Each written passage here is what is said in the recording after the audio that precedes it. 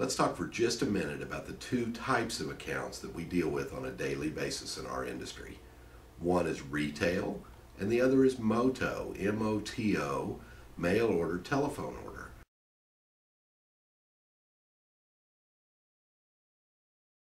In a retail category, the merchant swipes more credit cards than they hand key.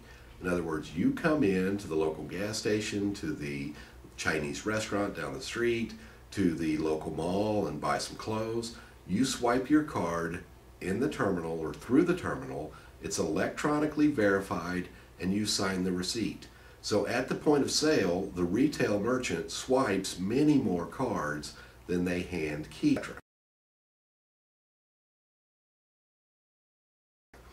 In the MOTO side, mail order telephone order, the vast majority of those transactions are hand keyed. The card may not be present at the time. Picture Amazon.com, where you're sitting up at 2 in the morning doing business, putting your information in a shopping cart and sending it electronically out over the internet. The card's not present. All right, the risk factors with these two categories of accounts are significantly different.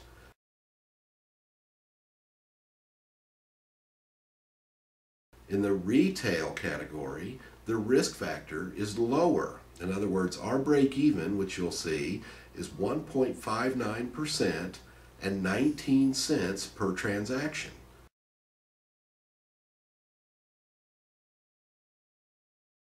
On the MOTO side, mail order telephone order, the break even is 2.06% and 25 cents per transaction.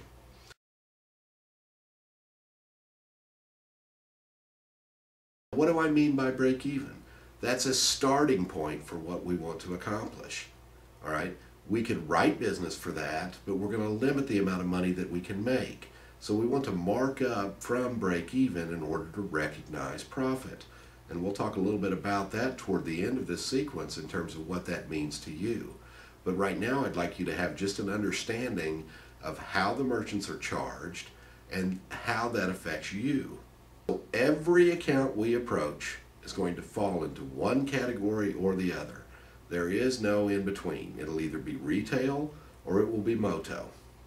Now that we've established that, let's take a look at the retail side and the transaction types or charges that pertain to retail merchants. Now you will see that there is a qualified, a mid-qualified, and a non-qualified transaction category.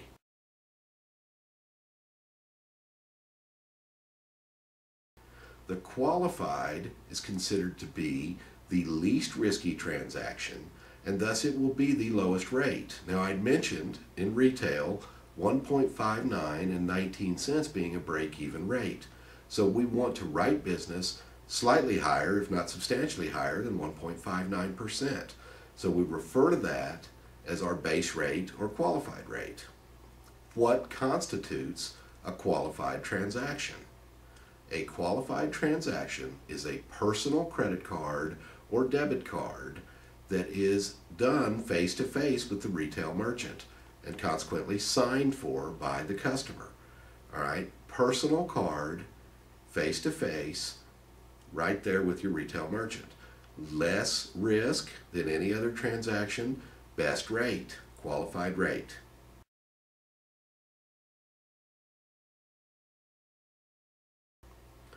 The next category that you will see is what we refer to as mid-qualified.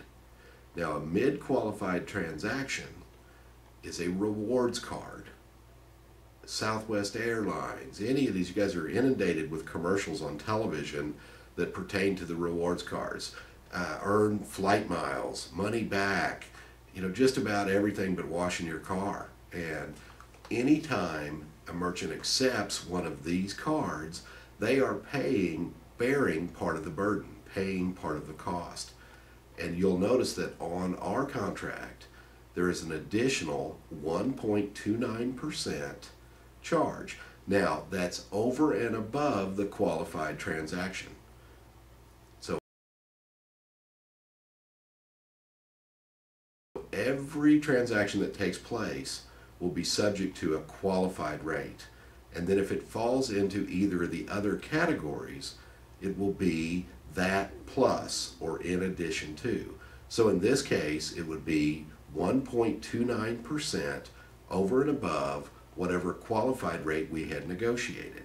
So if the merchant accepts a rewards card, it falls into the mid-qualified category and it increases the amount of money that the customer, the merchant, pays in order to process that card.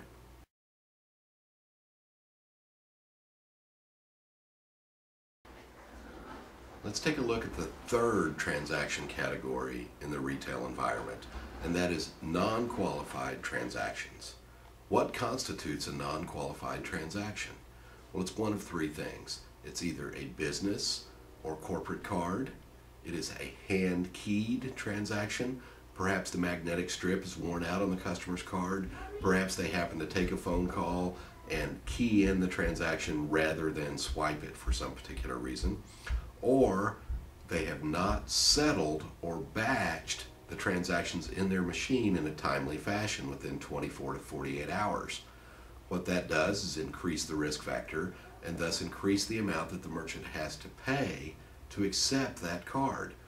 So that is contractually listed at 1.59% over and above the qualified rate.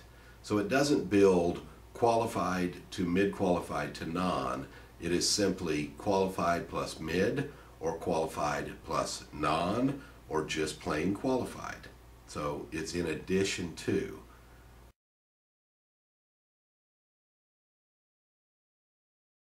Let's take a look again at the three categories. Qualified transactions, personal cards, bank cards, swiped at the point of sale.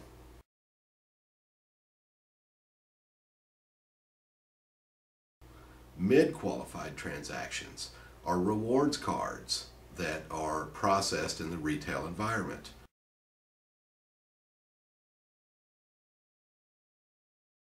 And the third category is non-qualified. And non-qualified transactions are corporate or business cards, hand-keyed transactions, or batches that have not been settled within 24 to 48 hours by the merchant. So an example of that would be, let's say the merchant does very little processing. Perhaps they only process on Tuesdays of each week. If they do not batch that or settle those transactions on that same day, then they are going to cause whatever was in the machine to fall into that non-qualified category because they waited to send it on.